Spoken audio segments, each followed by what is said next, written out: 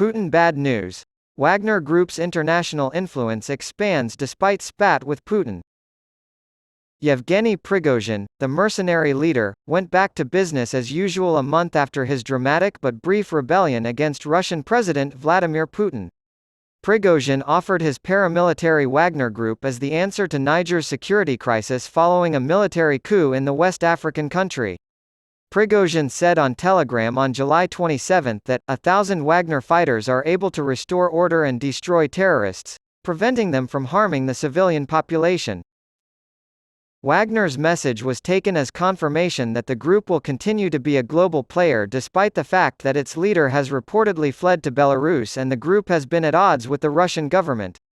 Across Central and West Africa, Wagner is training local militias and propping up fragile governments allied with Russia in exchange for lucrative mineral rights, according to a new report shared exclusively with Time by the Armed Conflict Location and Event Data Project, ACLED, a conflict monitoring group that tracks political violence worldwide.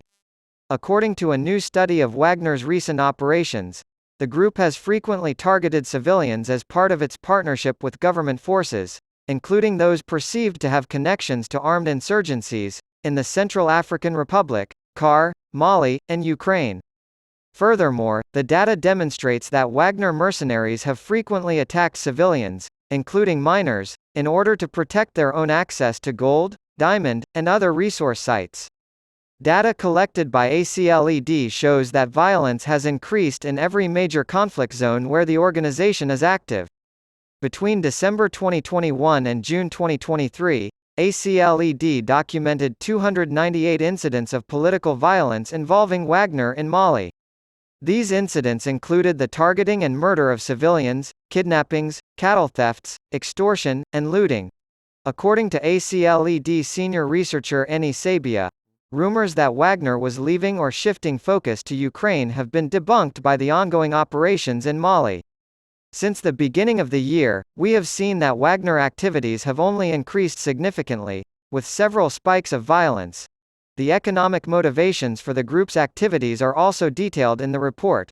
Specifically, the group has traded its military support for lucrative contracts in Africa. Wagner's financial and political interests in Africa are so intertwined that even with the uncertain future of its leader in the wake of an extraordinary mutiny in June that saw Wagner fighters come within 120 miles of Moscow before turning back, the mercenary organization is likely to maintain a disruptive global presence.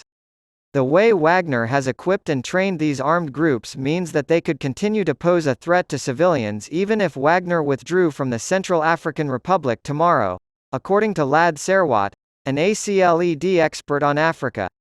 Prigozhin has re-emerged weeks after the rebellion, promising to expand Wagner's role in Africa, where the group is thought to have over 5,000 fighters.